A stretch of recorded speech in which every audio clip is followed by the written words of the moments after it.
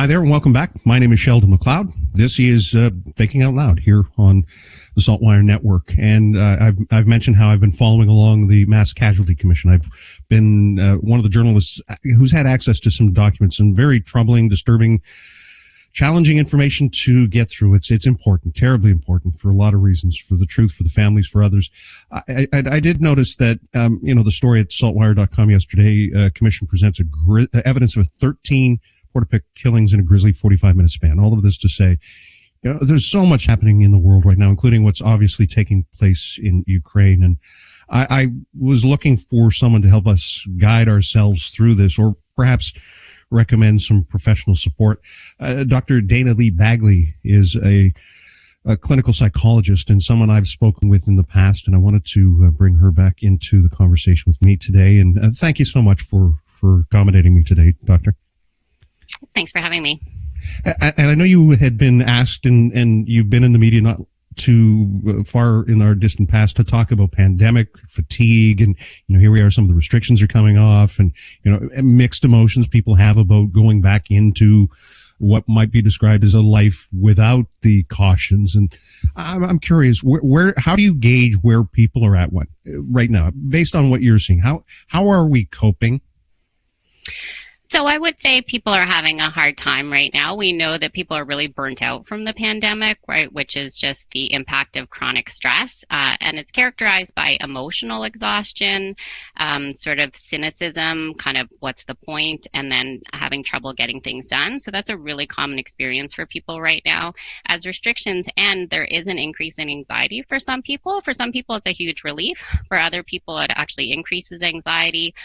Part of our brain is designed to remember threats and to remember them forever. And so something that was once deemed a threat will continue to be viewed by that part of our brain. It's an automatic unconscious part of our brain as a threat moving forward. And so it's really normal that when you start resuming some activities that you haven't done, that anxiety will go up. And then, of course, you add on all these other world events that make the world feel really unstable and uncertain. And then locally, of course, increased media coverage of the Commission's result will also kind of activate things for people as well. And you and I spoke the weekend following the mass killing, and I thanked you for your help in trying to guide us through the emotions. And, that was a special, and it was a radio show. It was talking about remembering the victims, but it was also remembering that, there was so much happening at the beginning of the pandemic. And, it's hard to go back through these documents now and realize, we're talking about the same things we were talking about, and that were happening then in some ways. And, this long haul, is there any empirical evidence, anything from our past dealings with pandemics about what the ease out of this feels like or looks like for folks? Well, we know from there are historical documents about the Roaring 20s, right after the Spanish flu, which was sort of, a resume of a lot of activity and resuming a whole bunch of things that people had not been able to do. It might look different for us because I'm not sure there'll be like an end date, right? We're sort of transitioning out of it, but we might not have a celebration day when the war is over or a celebration day when the pandemic is over. It's going to transition. We also know that people, can be very resilient. Children can be very resilient. People can adapt to all kinds of circumstances. But I think we also just want to be mindful that people will need some extra support. We need to keep mental health, as something that's important to think about and talk about for a long time. Some of the effects of the pandemic won't really happen until the crisis part is over, meaning that some mental health symptoms won't show up until sort of the crisis part is done, and there's sort of space for some of these other emotions to show up when we're kind of out of survival mode. And so I think we just want to invest in this. We want to be mindful of it. We want to keep it on the radar. We want to continue to invest in that.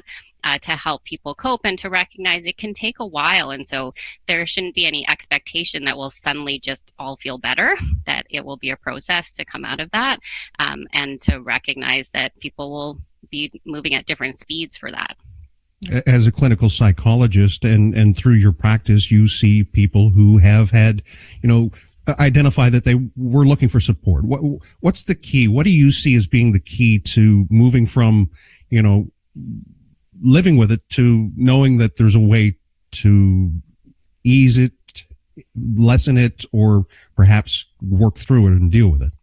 Well, a really important distinction for people to understand is that we have we can still be. People talk about getting over something, and they think that that means that they'll never think about it anymore, or it won't generate any feelings anymore. And that's not really how humans work. You will still remember things. You still will feel things when you remember, events that were difficult. But the getting over it means that you choose to still do things that matter to you, even when those feelings and thoughts show up. It's not that they don't ever show up anymore. And it becomes a choice to show up again and again in a way that matters to you, doing the things that are important to you, connecting with people who matter, even in the presence of some of those difficult thoughts and feelings. And so I think that's an important distinction for people to recognize. They think that if I never have any feeling about it, or I never have any more thoughts, that's when I'll be better. That's when I'll be recovered. But again, human minds don't really work that way. So the important distinction is choosing to do things that matter. And I often suggest for people that a good time to seek professional help is when you feel stuck, right? When you feel stuck, you kind of can't figure out your way out. There's kind of no momentum. And that's what a psychologist can do, is help you get unstuck. And so I see a lot of healthcare providers in my practice, sort of as a specialty. And, there will be groups of people who will be at higher risk for all kinds of, stressors from the pandemic. But really most people will probably need some help, and that should kind of be normalized, that we'll all kind of need some help to work through that. Some of the other things we do is actually workplace interventions to give a broader impact that can create workplaces and design workplaces that are actually conducive to mental health and reduce mental harms. And so those are the kinds of things we want to do as well, so that it's targeting a whole bunch of people and not just when people kind of get to the symptom, that the symptoms are interfering with functioning. And I have to admit that I'm fortunate, I'm blessed in many ways that this is a way for me to unpack a lot of the things that are happening around me. And in fact, thinking back to that conversation we had almost 2 years ago, I think I relayed a story about Rehtaeh Parsons' mom, Leah Parsons, and how she helped open my eyes to a concept of the opposite of closure, which is openness with grief and with struggle and with challenge, in that it makes others uncomfortable sometimes when we talk about that. And that to break through that door means I'm okay with it, and I'm going to talk about it. And I'm going to, do that because it makes me feel better. And is that just somebody's coping mechanism, or is there some, research behind something like that? Yeah, so we know that the best functioning humans are ones who feel connected to a safe, trusting, relationship, sort of like being in a supportive village. And so, a lot of stigma and things like that actually create people to stop talking, to hide, and that's much harder. In some of these cases, your options are to cope together or to cope by yourself. And coping by yourself is always harder than coping with safe, trusting other people. And so we actually know that when you can connect to safe, trusting other people, that activates a different part of our brain. It shifts us out of a threat system and into a social safety system. In that system, we are much better able to be creative. We're more open-minded. We can think of new options. We are braver. We're more courageous. We're willing to do things outside of our comfort zone when that system has been activated and we've shifted out of the threat system. And so it's a really important thing for us to get connected and stay connected with people, because that's addressing kind of hardwiring in humans and making use of how humans are hardwired to cope better. And it's not because we've necessarily fixed anything or changed anything. It's because we're hardwired to feel better when we feel connected to safe, trusting other people. And we actually do that when we share struggles, when we share vulnerability, when we share what's hard.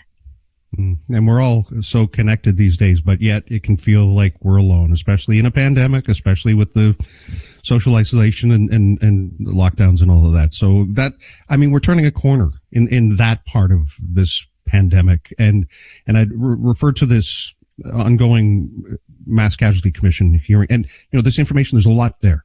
What, given our, shared history and the role that you've played in helping people work through things like grief, what's your advice to Nova Scotians who may be watching this and hearing details that are very disturbing?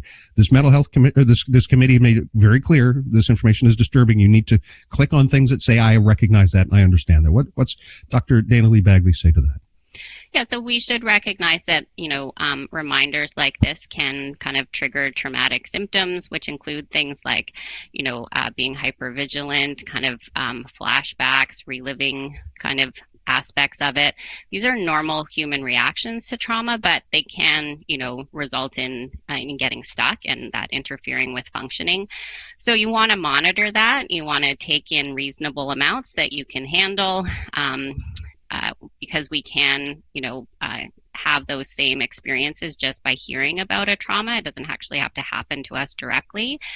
And I really think that the most important thing about the commission is that this is a starting point. It's not an ending point. These kinds of issues, the things that come up, are things that we want to be thinking about as a society forever. They're things we need to be investing in and be mindful of and be working on forever, not just, at this point in time. So to keep that in mind too, that our goal really should be that this gives us some information to move forward and to make our society better and safer, and that the victims are not the ones that have to stand up and stand up to the perpetrators. That society protects people from being hurt like that, and that's a societal role that we can take and that we can all contribute to.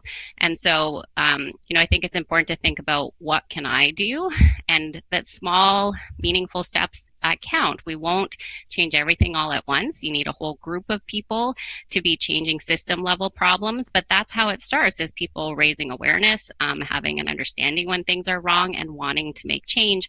But you need to do that as a group. So again, staying connected with people is a really helpful thing to make system level change.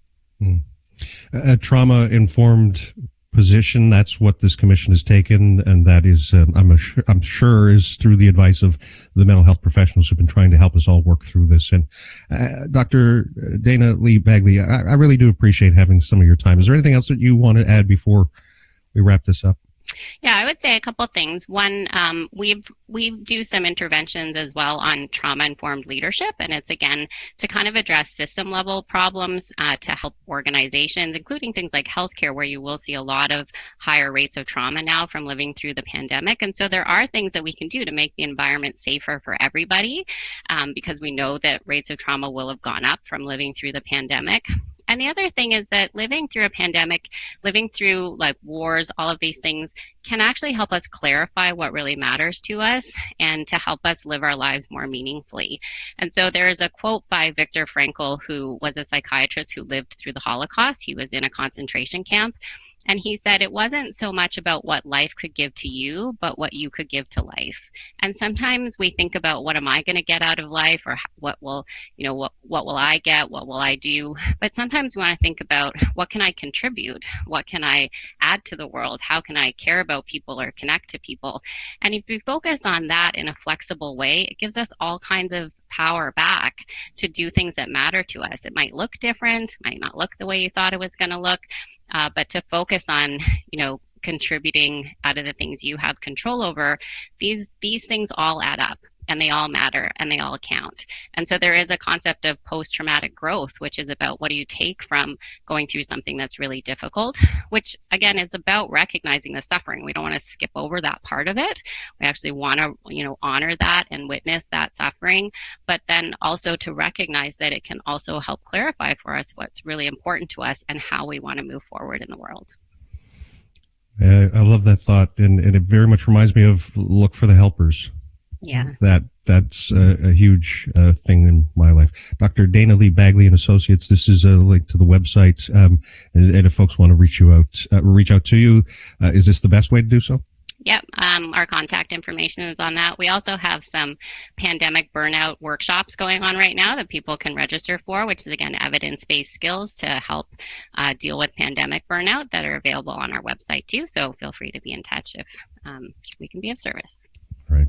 Wonderful. Thank you for your time. Dr. Dayna Lee-Baggley, a registered clinical psychologist here in Nova Scotia. Thank you so much. Thank you.